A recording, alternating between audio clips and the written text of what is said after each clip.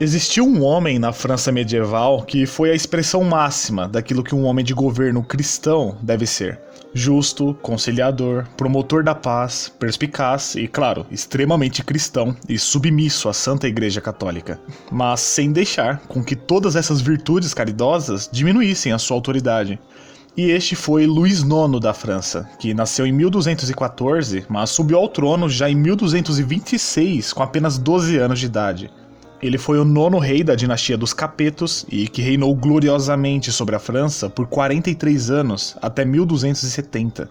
Mas pode chamá-lo de São Luís, pois, além do dom de governar, São Luís é uma figura extremamente respeitável por ter tido uma vida completamente ilibada. O tipo ideal de homem que a Idade Média concebeu. Um verdadeiro santo que, ainda em vida, era tratado pelo povo como tal. Claramente, a pureza de São Luís foi facilitada muito devido à sua mãe, Branca de Castela, que era fervorosamente católica e vivia a dizer para o filho que preferia vê-lo morto a vê-lo pecador.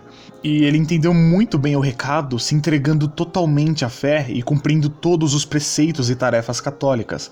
Ele lia a Bíblia e a patrística, recitava as horas litúrgicas, se confessava, frequentava a missa, fazia pesadas penitências, tudo isso com grande assiduidade. Mas será que isso não poderia, de alguma forma, atrapalhar os seus deveres de responsável pela França?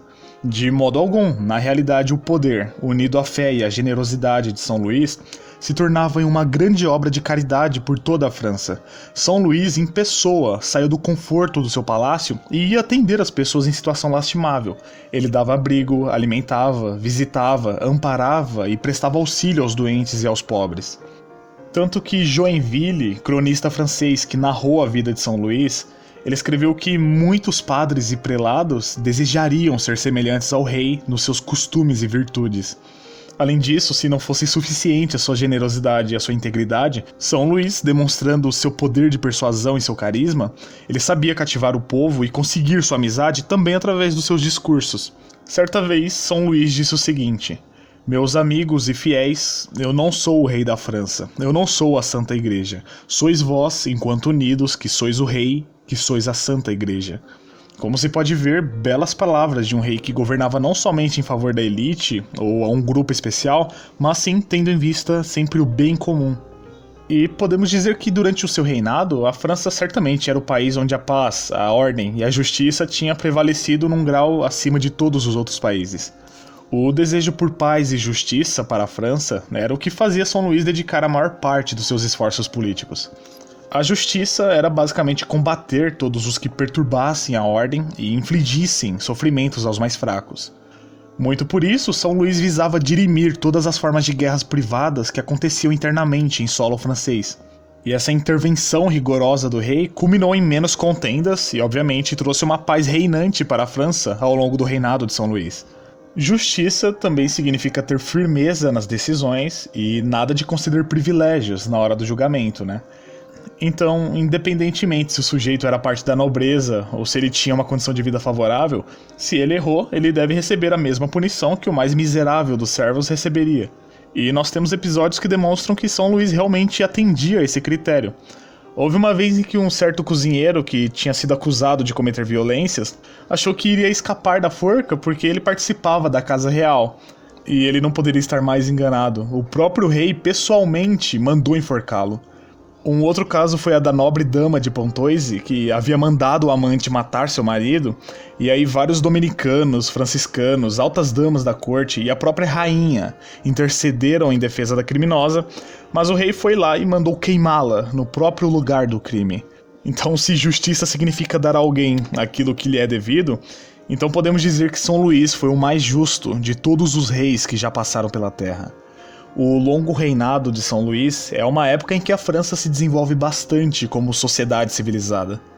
É a época em que Roberto de Sorbonne, capelão do rei, inaugura a universidade que até hoje é símbolo da erudição e da cultura francesa, a Sorbonne, em Paris. Ademais, essa é a época em que toda a França, na verdade, se cobre de institutos, de colégios e casas de estudantes. Também é a época em que se ergue a imponente, bom, hoje nem tão imponente assim, né, Catedral de Notre-Dame, e a Catedral de Chartres, que havia sido destruída pelo fogo em 1194, é reconstruída sob o impulso de São Luís. Enfim, as universidades e as catedrais construídas nessa época, que foram muitas, muito por causa do incentivo de São Luís, mostram como ele foi um rei preocupado mesmo em elevar o nível cultural e intelectual do povo francês. E quanto aos impostos e às finanças, é fato que os tributos cobrados pela coroa durante o reinado de São Luís não eram dos mais baixos, mas dá para compreender na medida em que o rei teve muitos gastos no que diz respeito a suprimir os senhores feudais revoltosos, e rolava também nessa época os históricos conflitos contra a Inglaterra, e ainda por cima a França, praticamente sozinha, teve que financiar 2 cruzadas, então aí fica um pouco puxado mesmo, né? E por falar em cruzadas, já aproveitando esse tópico, como São Luís era um grandioso devoto a seus deveres como cristão, na posição de rei que ele ocupava, ele se via grandemente responsável em atender os interesses da igreja. E atender os interesses da igreja era também um interesse de São Luís. Devemos lembrar que a essa altura, o século XIII, a política era uma política cristã. Então a gente tem que entender o contexto. Os reinos europeus eram todos confessionalmente católicos e eram na maior parte do tempo submissos à autoridade da Igreja de Roma. Logo, as 2 cruzadas empregadas por São Luís, a 7ª e a 8ª, elas fracassam, mas isso em nenhum momento ofusca a santidade de Luís IX.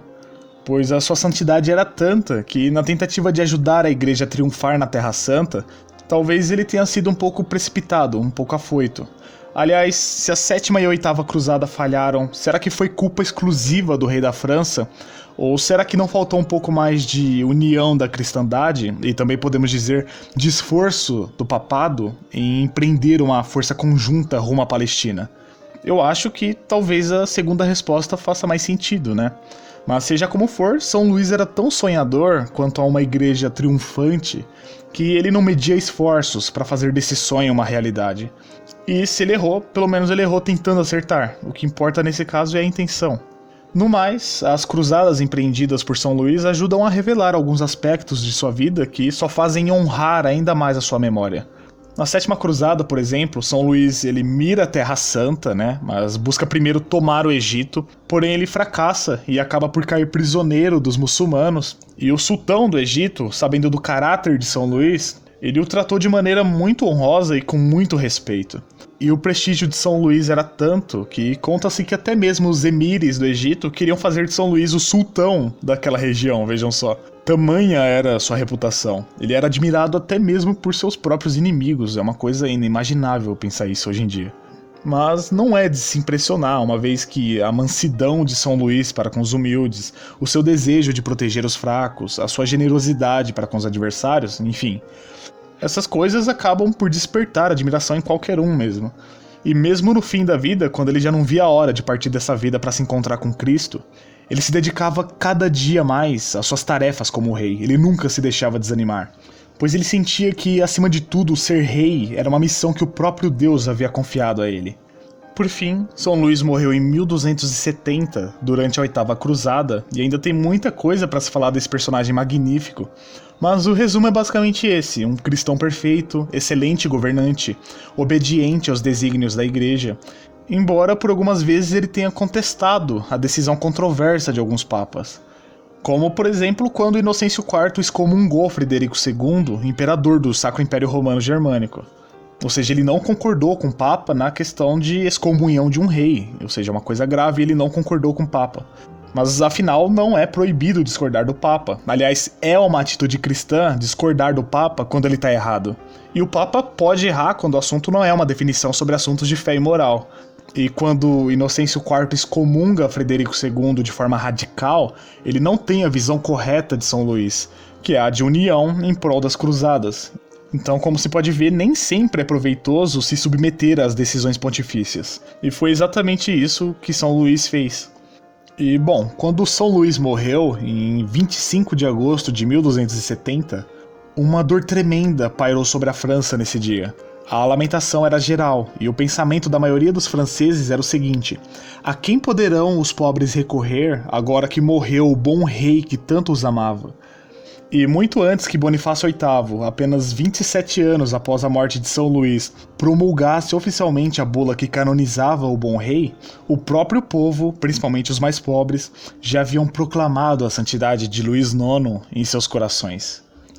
Então, no mais é isso. É bom dizer que praticamente todas as informações desse vídeo foram tiradas do livro de Daniel Rupes, A Igreja das Catedrais e das Cruzadas, capítulo 7, parágrafo Um Cristão Leigo, São Luís.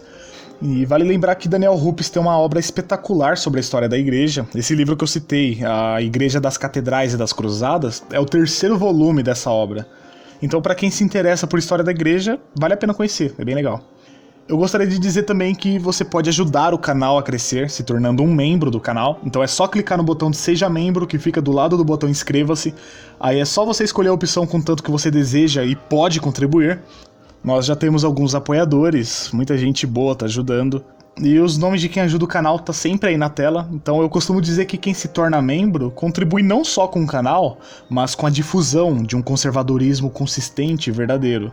É isso, eu vou ficando por aqui. Um grande abraço, fica com Deus e até o próximo vídeo. Eu fui.